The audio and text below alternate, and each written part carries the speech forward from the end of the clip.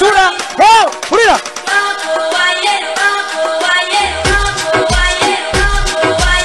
Ndasibiribu.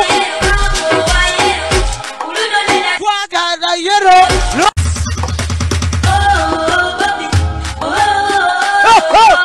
Pulira. Sura, oh, pulira.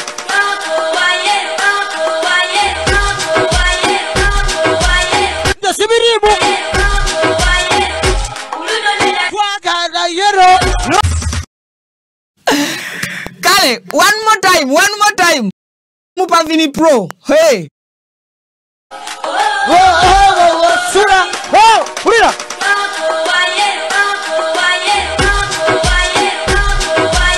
Ndasibiribu.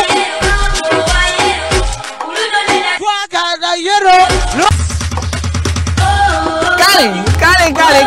Kale, Wolan. Mbaniriza.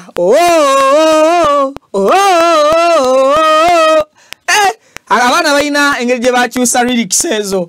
Amachama lungi lunaku lwa Mande mbanirizako gye musinzidde okubeera nga mutulaba n'okubeera nga mutugoberera abali ku Mukutu Viki exclusive video giweka like. Yes, it's a very beautiful morning.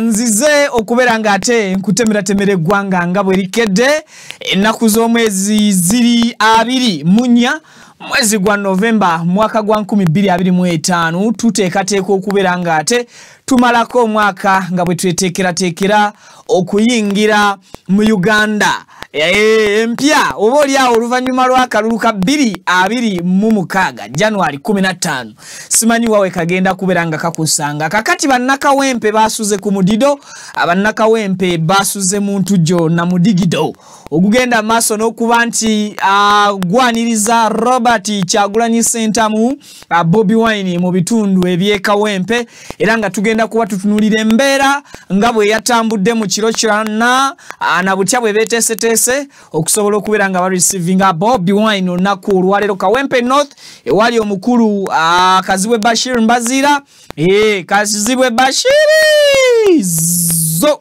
kakati wakyuse wagenzewo Chairman Nyanzi muntu wa watu kale ngenda kubeera nga ate nkulaga n'omu kwabo ababadde bannakibiina kya NUP mu kitundu ekyekyotera yavaayo n'agenda maaso n'okuba nti ate atabuka n'agamba nti asaze ddiro nadda mu NRM ebintu bimutabukidde sayizize anti abatuuze bw'agenze ku ground katono bamuteekemu emiggo naye nga embeera nga bwe badde ngenda kubeera nga njikuwa so nga ate mu kibuga Masaka omukyala Mayor Florence Namayanja naye agamba ennaku z'omwezi 29 eggwanga Uganda ligenda kumanya nti ekibuga Masaka tekikoma bukomi kubeera kibuga Masaka wabula kigenda kola history mweyo yonna campaign trail Robert Kyagulanyi Ssentamu jazenge aita mu mbeera eyo munzikirize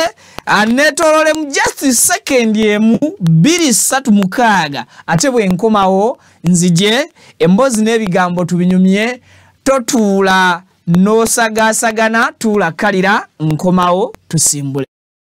Assalamu alaikum wa rahmatullahi wa barakatuh. Amanya Alhaji Idi Binywera Alkadiri omusomi weddwa ez'obuwanguzi duwe eziyambibwa Kongo ofukamidde ku kyoto ekyo kyolabaawo ekiyitibwa kanoonya ekikunoonyeza obuwanguzi ekikunoonyeza amaanyi ekikunoonyeza okufuna ekikunoonyeza emirembe mu dunia n'oba nga oli bweru wa ggwanga passport zo zakyankalana buli kimu kyonna ne visa ekyoto ekyo kye neeyambisa ne nteekako ne empeke z'ebinyeebwa ezo ne nzisimba ku lusuku ekinyeebwa ekyo bwe kimala okumera n'ekijanjaalo ekyo Allahumma ghafiri wallahi yarzuquna salatu wassalamu oba maze tuka ku buwanguzi amanya gego Alhaji Idi Binywera omusomi weddwa ey'obuwanguzi ey'ekibala okuli n'ekyoto ekyo kiyitibwa kanoonya eky'obuwanguzi ekikunoonyeza emaali ey'emikisa era ey'emirembe enamba yange eri 0703546931 ne ku WhatsApp kweri 0703546931 Assalamu alaikum wa rahmatullahi wa barakatuh.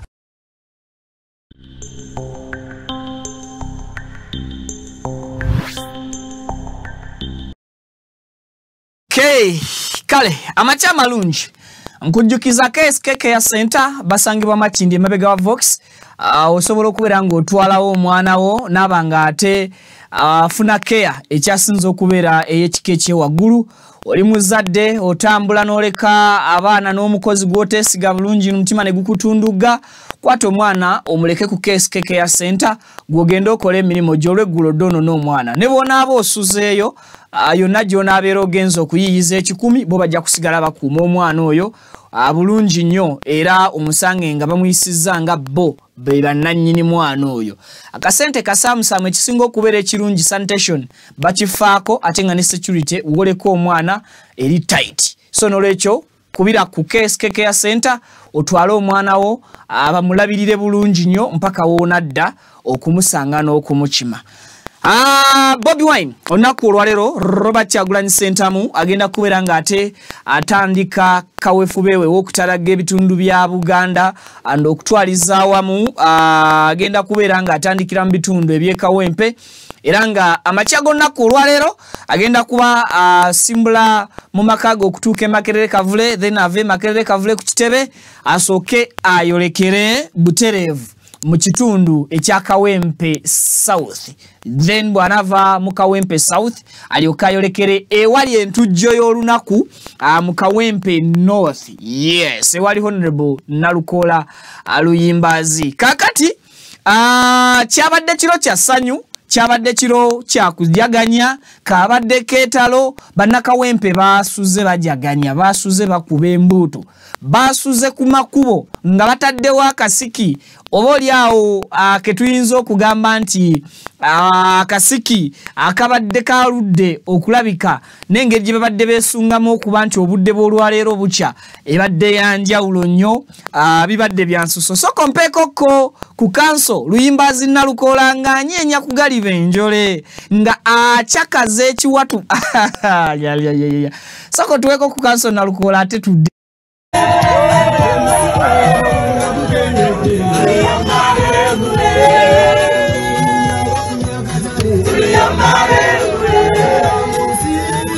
Nakugambye Kawempe ndo kusiki nakugambye Kawempe ndo kusiki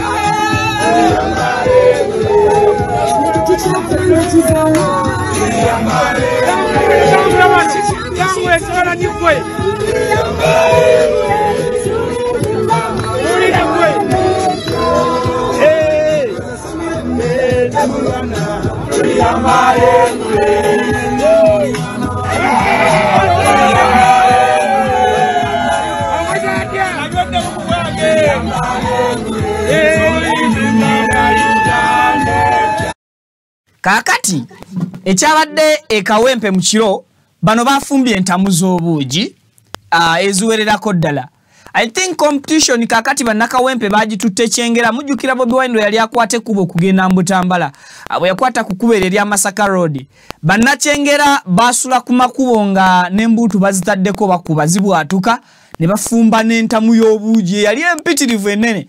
Kakati ne bannakawempe akajanja n'akatijjaako balabika nga baka implementinze mu constituency yaabwe naddala Kawempe North eno gye basinze okubeera nga bajjajjatta nnyo ebikopo by'obuugi ne biyitingana kanso Luyimbazi Nalukola ne mulaba nga anyeenya ku galiba enjole nenzijukira Bobby Wine we yagambira nti kanso oyo Nalukola yali badimani yali akuba ekiziki so kanso amazina mwegali achekinga ne ku microphone okusobola okwogerako n'abatuuze. Kakati police teyasoose kubatataaganya kiro kiramba era bano yabalese ne bakola ebikujjuko byabwe akasiki ne katambulira ddala bulungi. I think council Luyimbazi Nalukola kyakola akimanyi amateeka agategeera amanyi breaches zatasobola kumenya era amanyi wa ewokukwata na wa waina okubeera nga yeesonyiwa. Yasobodde okwogerako ko n'abatuuze n'abagumya n'abakakasa nti naye kibebi mu Kawempe andijjukira Nalukola ye Nalukola ye Jaden oba kyekibebi ekyekyejo ekisinga kirastiboni ekisembyeyo okuzaalibwa mu NUP mpaku kaso nalukolaawo ng'awaga ng'abantu abakuba akaama abategeeza nti omukulu ajja awo ennyini mu katambi ako. Yes, bakatuwe.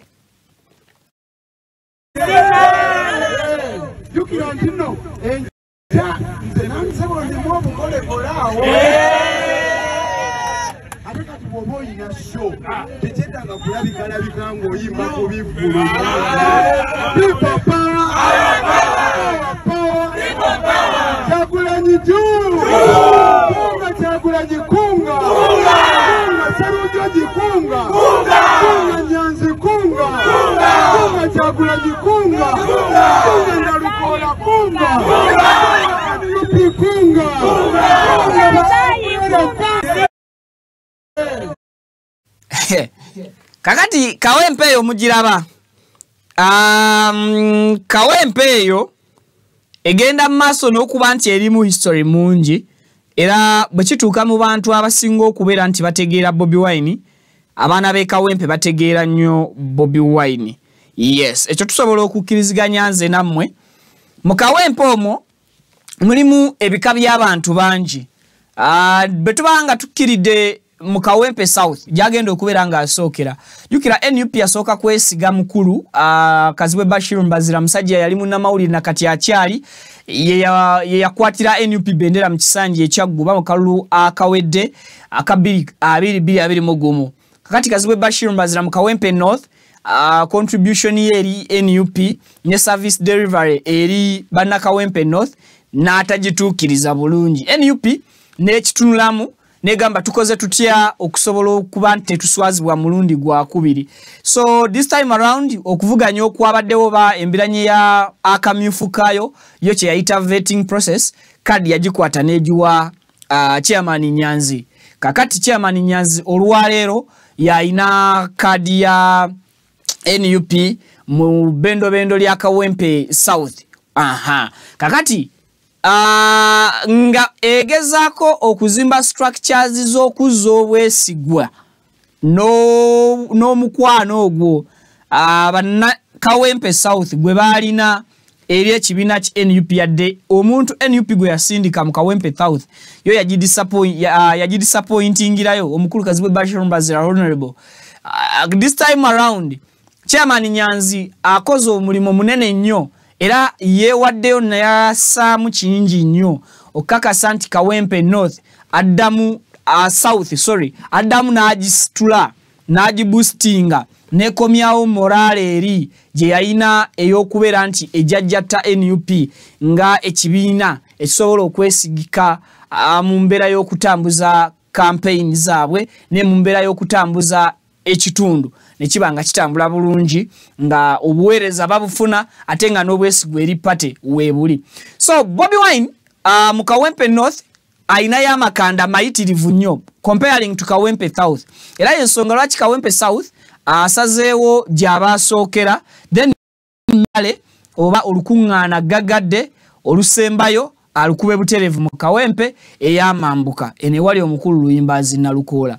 Ekisaawe mwe bagenda okuteeka main event kye kiri awo Kanyanya bw'obeera waakayita bwoti Kaleerwe ku katale n'osalamu ng'odde Kanyanya w'otuuka awo we batunda ebyennyanja w'owetera ojja kusanga awo wennyini mu maaso katini nnyo nga wakavaawo we wali akatale k'ebyennyanja oba we batunda ebyennyanja e Kanyanya ojja kusanga ekisaawe ekinene kinene kizibu.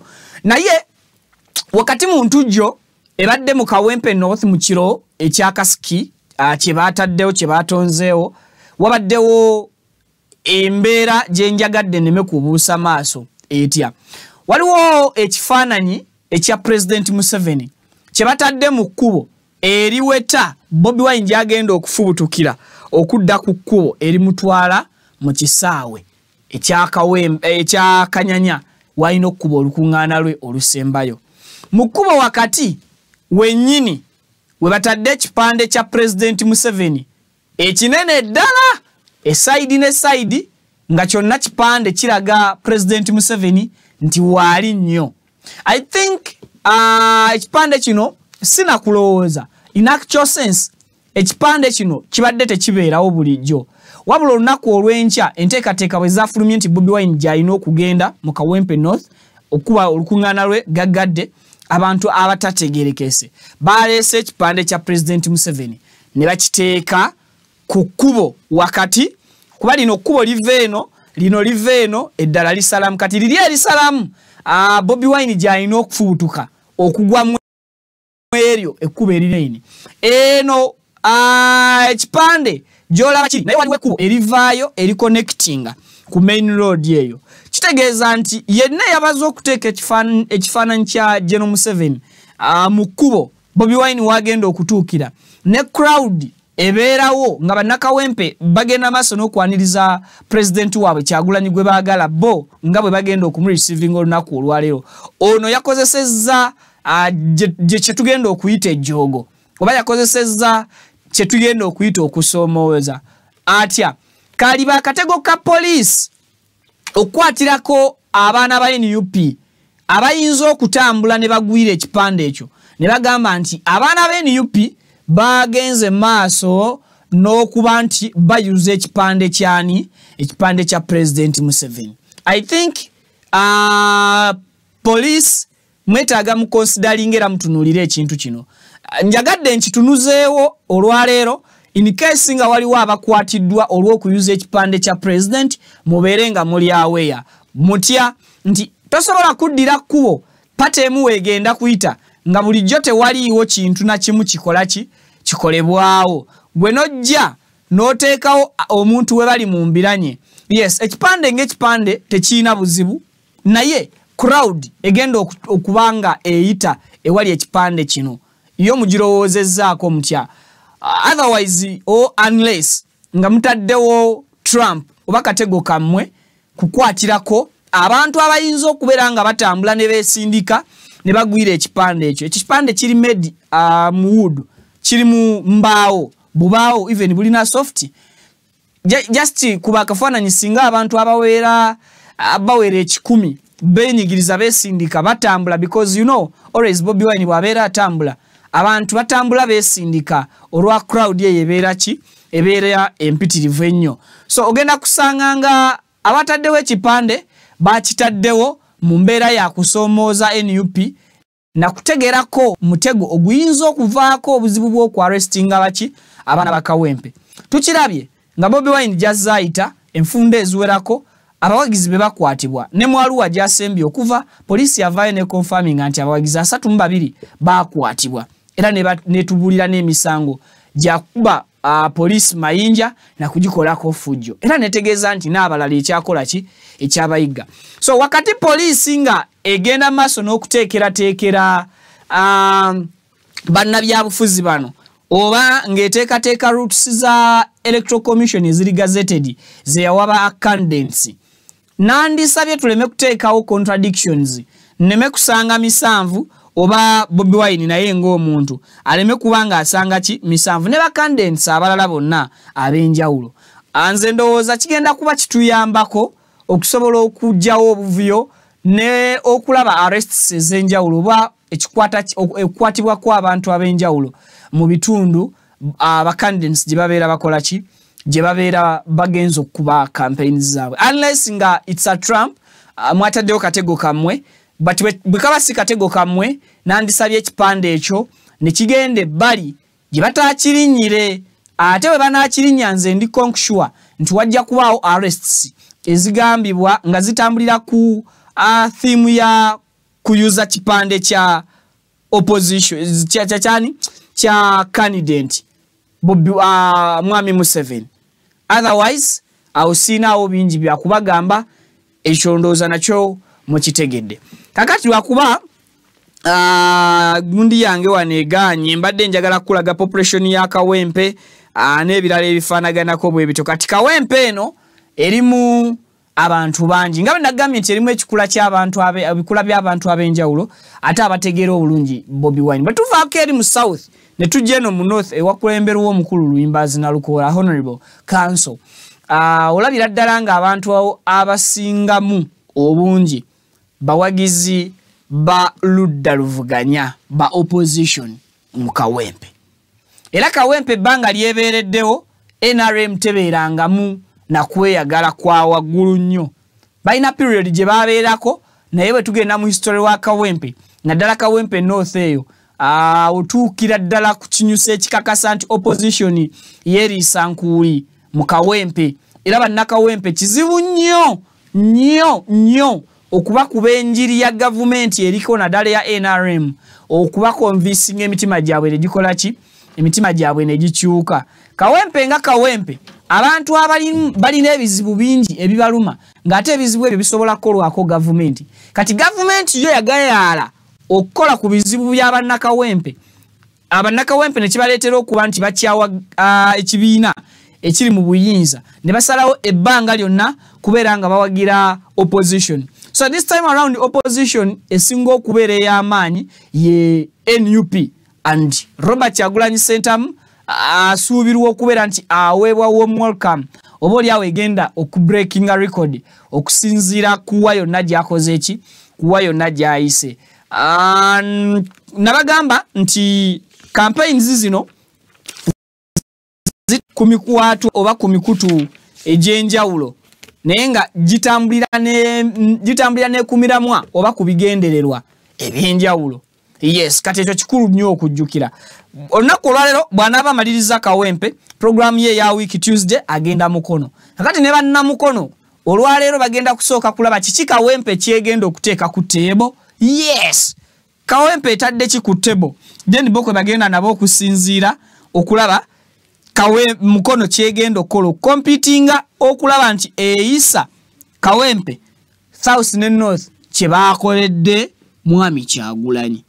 Awo bwe tuba tuvuddewo ku Lwokusatu agenda kugenda Buyikwe. Abaana be Buyikwe na bakatijjo bakaweza. So kati 27 Lwakuna agenda kuba agenda Kayunga. Friday 28 Jinja City abaana be Idinda ate kijja kuba kiralamu. Then Masaka City 29 kakati Masaka City we wandeetedde okugenda buterevu ku story ya omukyala Florence Namayanja meya w'ekibuga Masaka. Yes, soko tuwe bigambo bya Florence Namayanja ngagena maso n'okutottola ensonga zino bamutuweeko Pavi. Muchehe mugule kunyama eyo eriyabatemye olunyama olukapa era bagenda kujja ku mudaala bagule Kyagulanyi Ssentamu kubanga emidaala gyabwe tekiriko kanyama kasava. Nga 29 Kyagulanyi Ssentamu ajja mu kibuga Masaka. Njagala kubasaba agenda okulira enteekateeka eno Yeruhowa Javira Sebina Katikkiro w'ekika ky'Engo. Mbasaba mube bakkakkamu, mbasaba mwegendereze okusingira ddala bye twogera ebituvaamu. Okay. So that's Masaka. Enteekateeka zigenda kuba zikulemberwamu Sebina Javira ina pate ticket. Yes, oyo ye meya yete yasetuka kufuna kifo kirala yasigala kuba meya bwa kibuga Masaka. Kakati Masaka naye 29 yesunze Bobi Wine okusinga n'ekintu ekirala kyonna. Nebyo byonna bigenda kutandikira mu Kawempe. Je tugenda kusooka okulaba crowd egenda abeera etya. Sport je bagenda okuwa Bobi Wine olwaleero egenda kubeera yenkana etya. And we tujja okuva okusobola okutambula tweyongereyo mu nsonga ezinaaba zongezaawo essuubi mu wa Bobi Wine gy'anaabeera yeeyongera okutambulira. Bwe nvaako eyo waliwo omusajja Musiraamu emboko katono zimuyitemu kyotera katutwolekedde kyotera eyo before eyo after soko tuzanyire before nga tannatuuka kiboko ezimuliridde. Yes, tuwa akatambi ako abantu basooke bawulire ensonga nga bwe zaali. Yes, tuwa akatambi Pavini.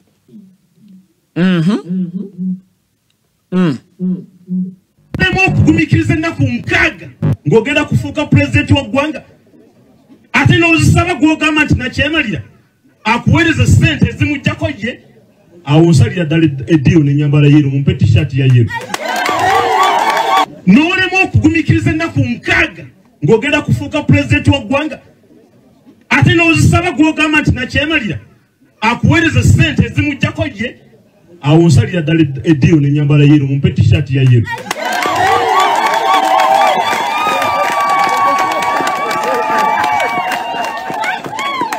muwulirize ngenda ku mubaka ne mubuuza ebibuuzo byange ne mubuuza omukyala wa Kayabula eyafiira Kulaale gw'ogamba nti Honorable Kasolo ye yamutta ali luddawa mu bigambo bye yayogera byandaga nti mukazi we mbuuza ekibuuzo kino musooke mumbuulire omuntu singa abadde yafiiriddwa bbaawe muwulira bwe tuba twagala okumuyamba nga constituency tumusangawa mwonna mwogeza amazima mu maka ge si bwe kiri ewali ewa bbaawe naye yamuggyawo n'amutwala ewuwe n'atandika amulabirira n'abaana tumanyirawo oba yali atabirya abaana be nga yali abuuza bujulizi obwebyo bye yakola ng'omwami oyo afa akitegedde akikubira engalo ez'amaanyi ensonga eyo n'olema okugumikiriza ennaku nkaaga ng'ogenda kufuuka pulezidenti. Kakati omusajja oyo omulaba yali wa NUP naye in fact yali ayogerera NUP mu bendo lya Kyotera. Yes, yali akulira abogezi ba NUP mu bendo lya Kyotera. Omukolo yali kugwa Honorable Aluna Kyeyune Kasolo. Ekyo kali kikonfaminga nti yagenze dda ng'akoze okusalawo nti yasaze eddiiro. Okutuuka okusaba t-shirt ya NRM nokko n'obugambo NUP naddala Robert Kyagulanyi Ssentamu ku ssente za iPod n'ebigambo by'owulidde byonna byayogedde byesigenda kuddamu. Kyali kiraga yakoze okusalawo mu mutima gwe ng'olwedde agenda kubiteekesa buteekesa mu nkola ebigambo bye. Kakati abantu bwe babeera bakola ebintu ebimu sometimes tebalowooza ku biti ebigenda okuddako singa baba bamaze okwasamya omumwa ne boogera era ne baatula ebigambo mu kaseera ke batasoose kubirowoolezaako kiyinza okubiddirira nga bamaze okubyogera. Musajja mukulu mu ngoye zezimu costumes ezimu wayiseewo kenaku nnya bukyanga ayogera ebigambo biri ku mukolo gwa Kyeyune Aluna Kasolo. Kakati yazzeeyo ku ground ng'ayina ndowooza enjiri gy'akuba abantu nga bw'omanyi abantu abalina obulumi bwabwe obw'enkyukakyuka tebaagala muntu abakozesa nga madaala kubawalampa. Kakati omusajja ono ground yabadde azzeeyo ndowooza akunge asabe akalulu bannansi bannakyotera ne beekolamu omulimu ne bamuteeka mu kattu era bwe batyo ne bamugoba era okkakkana ng'omusajja ebigambo bimuweddeko. Kola kyokola ng'omanyi nti wansi waliyo abantu bw'onaddira feelings z'abantu obulumi bwabwe gwe n'oyagala okubukozesa ng'eddaala okubuzannyiramu olw'ebyenfuna ogenda kusisinkana ebizibu bingi. Kakati akatambi kano akalala kalaga after kiki ekyazzeeko a few moments later. Kakati tuli ku few moments later Pavin zituwe tutereyo a few moments later owulire engeri gye baamukola. Tuvire walya munsi olukwe tuvire genda oli munanfuusi walya munsi olukwe tuvire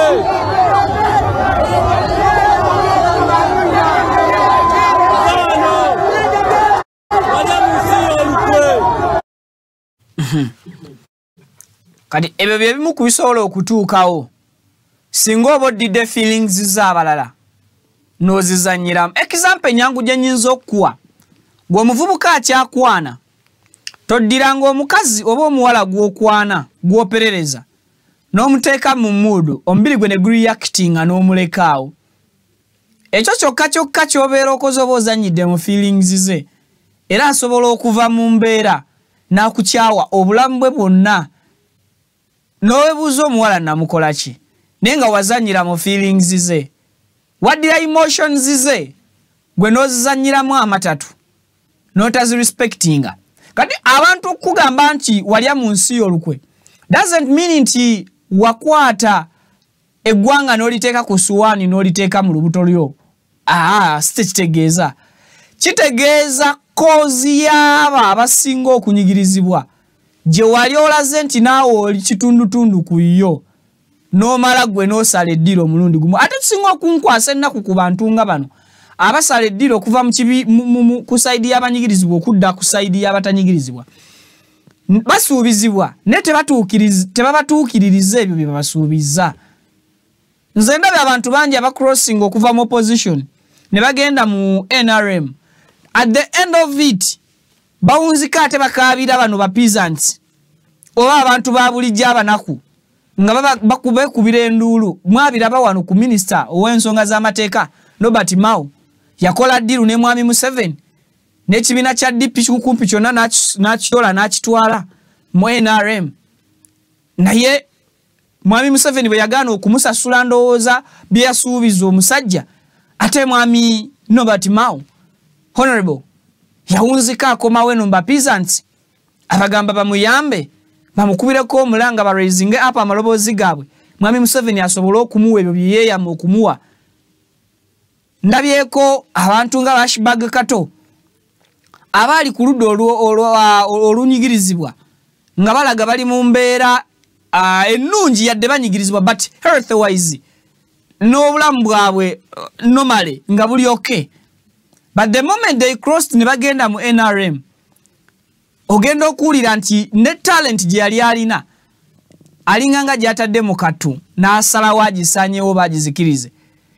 Bannansi ekibaleetera okubeera nga beekyanga ne kibawa obulumi n'amabwa agabeera tegagenda bavaako kwe kulaba nga opretendinze ebbanga ddene ng'olaga oli wamu nabo kyekimu ku kyatuuka Kazibe Bashir Mbaziira mu constituency ya Kawempe South. Yaddira feelings z'abannakawempe ezaali zirwanagana n'ebyo ebyali bibaluma nakakati ebitavangawo, ye n'akozesa bo ng'eddaala erimutuusa ku buwanguzi bw'ebibyo byalowooza nti byali ayagala okwachivinga.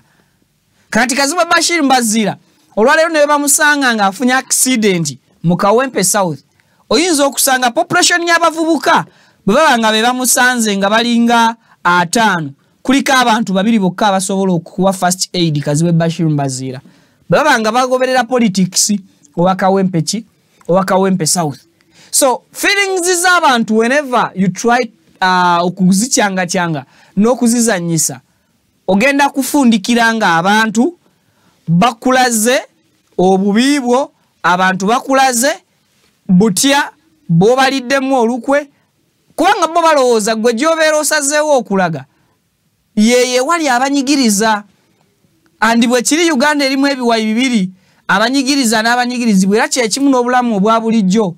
Mu bulamu bwa bulijjo mulimu side ey'amasanyu ne side ey'ennaku. Side y'ennaku eno abasinga tebagirowoozaako nnyo, basinga kufokasinga ku side ey'essanyu. Era oli bwajja n'akusuubiza nti bw'ovaawo oli nkutwala osula mu nnyumba ya mitwalo 10 kituuka nnyo ku baana b'obuwala. Obeera osula mu kayumba k'akazigo ka mitwalo 15 12 omuvubuka n'akukwana n'akupasula n'akutwala mu apartment ya $1,000,000 mitwalo 5 n'akupangisiriza emyezi 3 oluusi myezi 4 n'akwebakako emyezi 2 ogusigadde omwezi n'agulekayo nga reserve ye n'adduka n'agenda. Basigadde rent bakubanja toyina mulimu gusobola sustainingiddeko nti osobola'affording apartment n'obuntu bw'olina landlord takukkiriza kufuluma nosigala ng'oli sitaakozeeyo ku zero.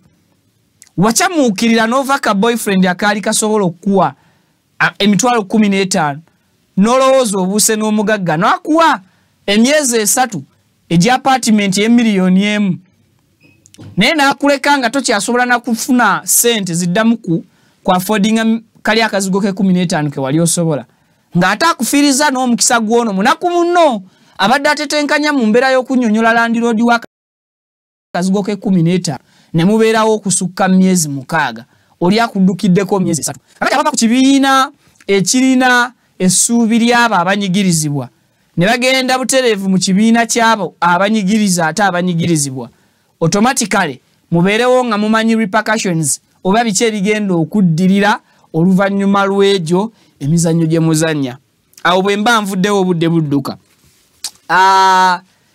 nzanyirako katambi k'omusajja omunnamagye oba bannamagye batulunda bulunzi kati nga nti I don't know obanga amagye kati wetu I don't know Uganda enyiiza sometimes bukeera ng'oli happy nakedde ndi mu binyaanya kakati nsabye akatambi n'enyiigirawo teka akatambi ako pavini kazanye tuwe n'amaloboozi gaako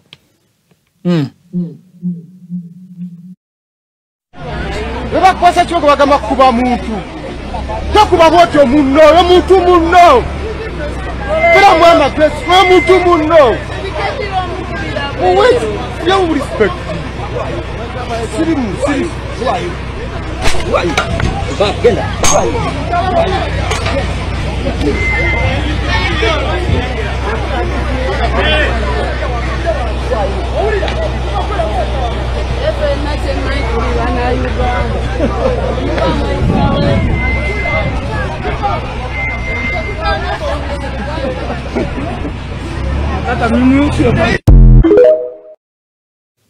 Notunulira ekisajja ekisiru mu uniform y'eggwanga ng'ekyo kiri ku muntu kikuba bakinenyaako akinenya kimulaga nti nakyo kyagala mukuba.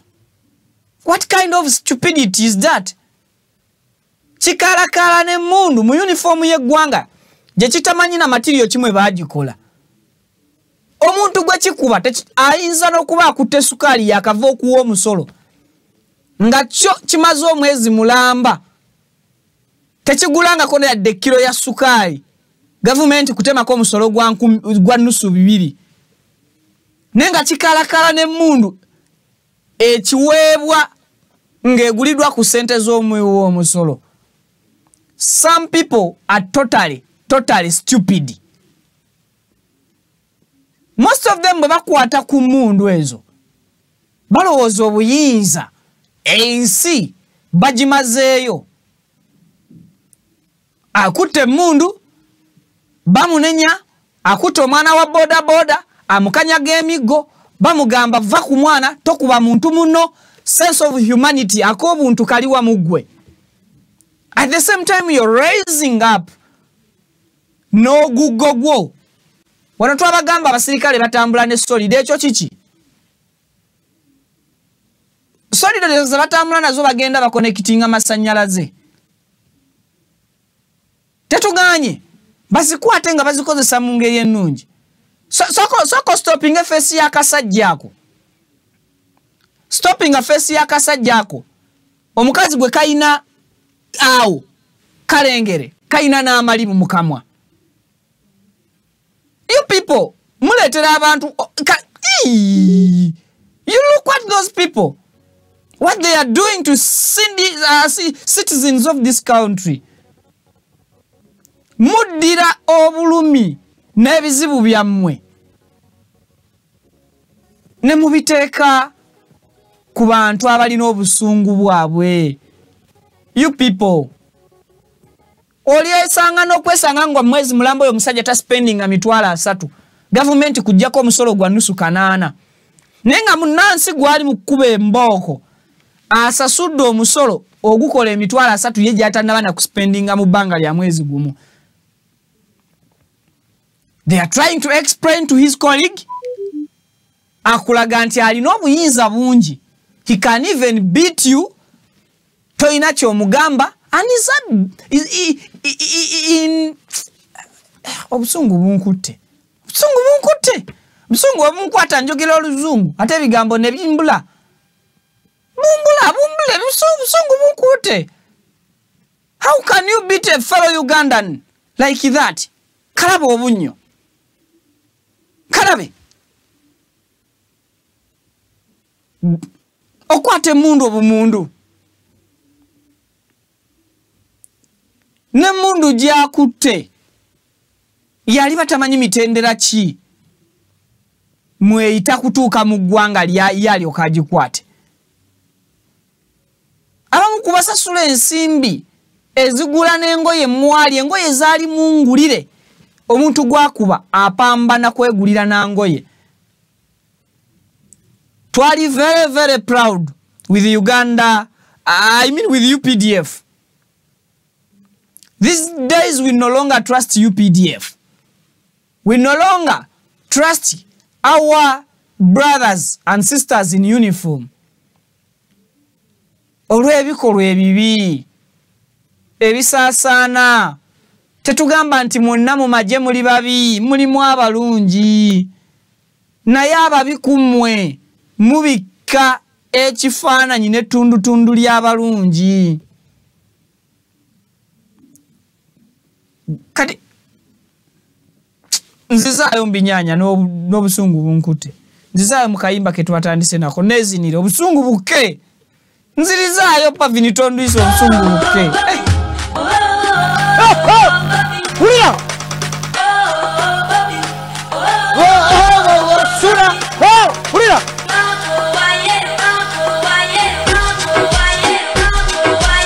Ndasibiribu!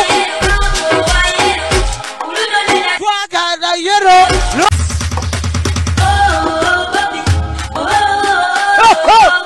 Hurira!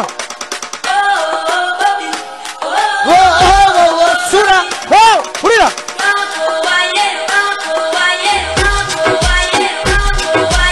Ndasibiribu! Twagala yero!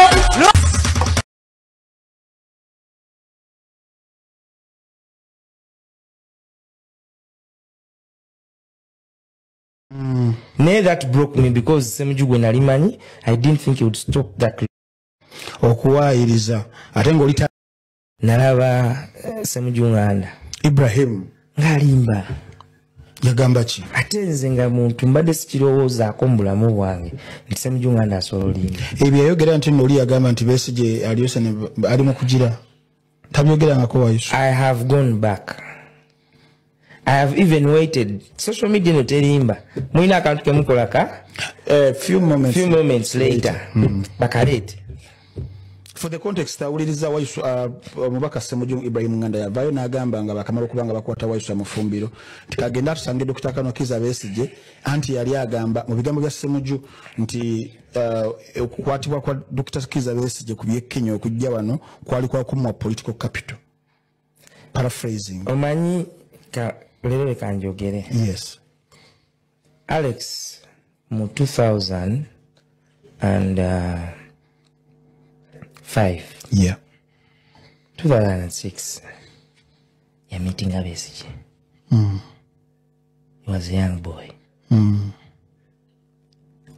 Mubamenta be. Besigye mwali.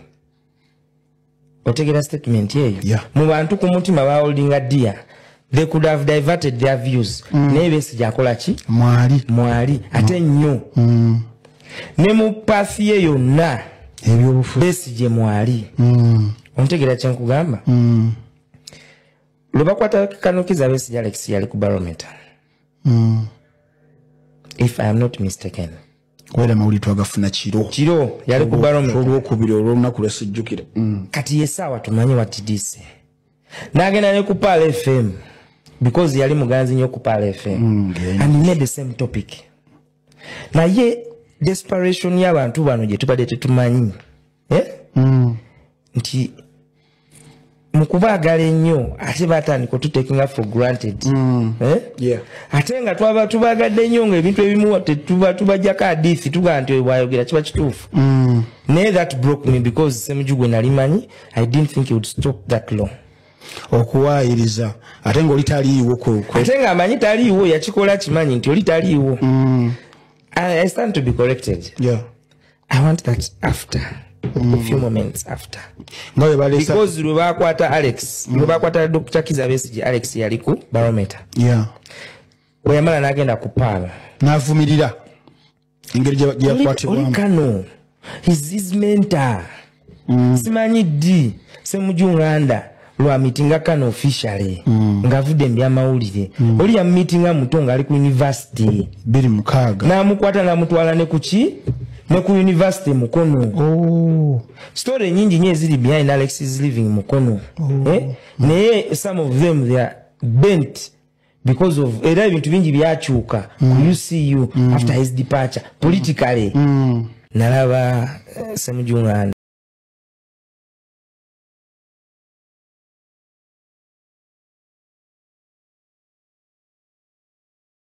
Assalamu alaikum wa rahmatullahi wa barakatuh. Amanya Alhaji Idi Binywera Alkadiri omusomi weddwa ez'obuwanguzi duwe eziyambibwa Kongo ofukamidde ku kyoto ekyo kyolabaawo ekiyitibwa kanoonya ekikunoonyeza obuwanguzi ekikunoonyeza amaanyi ekikunoonyeza okufuna ekikunoonyeza emirembe mu dunia n'oba nga oli bweru wa ggwanga passport zo zakyankalana buli kimu kyonna ne visa ekyoto ekyo kye neeyambisa ne nteekako ne empeke z'ebinyeebwa ezo ne nzisimba ku lusuku ekinyeebwa kibwe kimala okumera n'ekijanjaalo ekyo Allahumma ghafir wallahi yarzuquna salatu wassalamu oba maze tuka ku buwanguzi amanya gego Alhaji Idi Binywera omusomi weddwa ey'obuwanguzi ey'ekibala okuli n'ekyoto ekyo kiyitibwa kanoonya eky'obuwanguzi ekikunoonyeza emaali ey'emikisa era ey'emirembe enamba yange eri 0703546931 ne ku WhatsApp kweri 0703546931 Assalamu alaikum wa rahmatullahi wa barakatuh.